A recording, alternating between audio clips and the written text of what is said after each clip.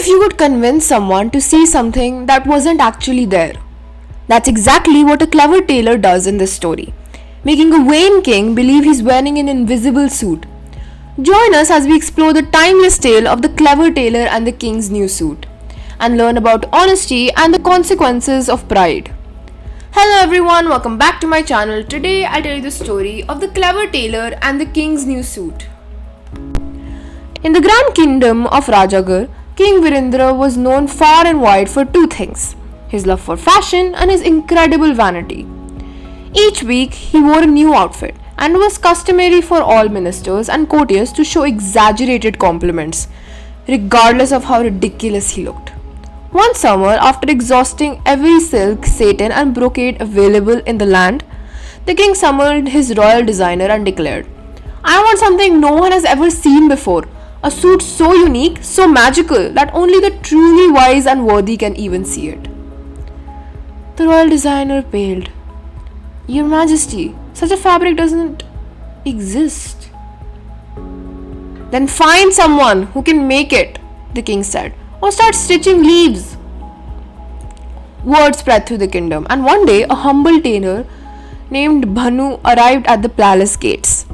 Clad in simple cotton, with sharp eyes and a mischievous smile, he bowed deeply and said, "I have heard your Majesty seeks a magical suit. I can make one from enchanted cloth, so rare that only true, intelligent, and loyal can see it." The king's eyes lit up. "Truly? Then you must begin at once." Bhanu nodded. "Of course, sire. But such a rare cloth must be woven in secret. I need a private room, golden thread, and complete silence while I work." The king agreed and provided everything the tailor asked. Bhanu locked himself in a chamber with a loom and spools of golden thread. But he did no weaving. Instead, he played the flute, snacked on mangoes, and occasionally made the loom creak to maintain the illusion of work. After 2 weeks, the king grew impatient. "Is the suit ready?" Bhanu wiped imaginary sweat from his brow and said, "Nearly, your Majesty, but first I must test whether people can see it. Send your wisest minister."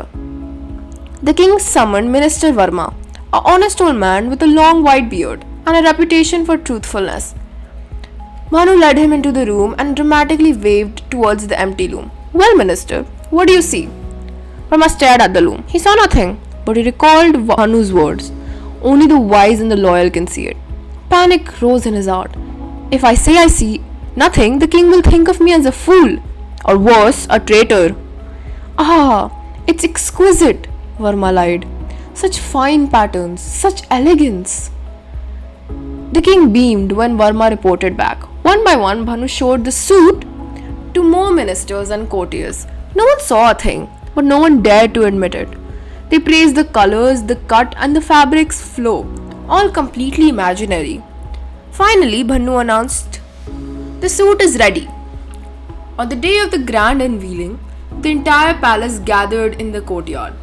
Bhanu brought the suit in an empty box. "Your Majesty, your magical suit awaits. Shall I help you dress?" The king, convinced of the suit's invisibility to fools, disrobed and stood proudly as Bhanu pretended to drape and fasten the non-existent fabric. "Marvelous," said Bhanu. "Now walk through the city so your subjects may behold your wisdom and grandeur." The king strutted down the main road in his undergarments, beaming with pride. Courtiers, townspeople, having heard of the magical suit, clapped and cheered, though their faces twitched with confusion. Was this a joke? A test? No one dared question aloud.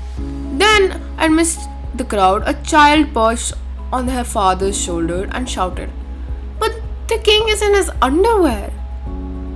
A ripple of laughter spread like wildfire. Murmurs turned into chuckles. Ministers turned pale. The king froze. Bhanu stepped forward and bowed.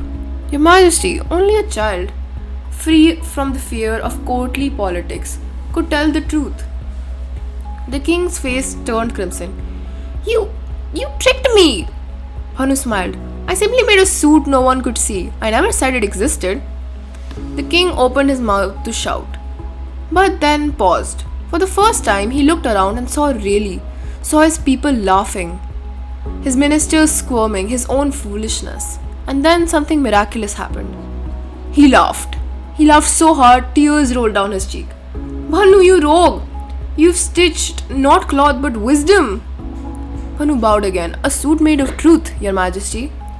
Impressed by the tailor's wit and grateful for the lesson, the king appointed Bhanu the royal advisor of common sense, a post previously unfilled. From that day on, King Vrindra dressed more modestly, listened more openly, and asked one simple question before each royal decision. Am I wearing invisible clothes again?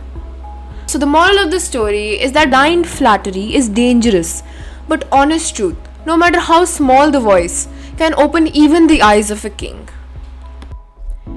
If you enjoyed this story, don't forget to give it a thumbs up. Be sure to subscribe and hit the bell icon so you never miss a new upload. Bye bye, see you very soon.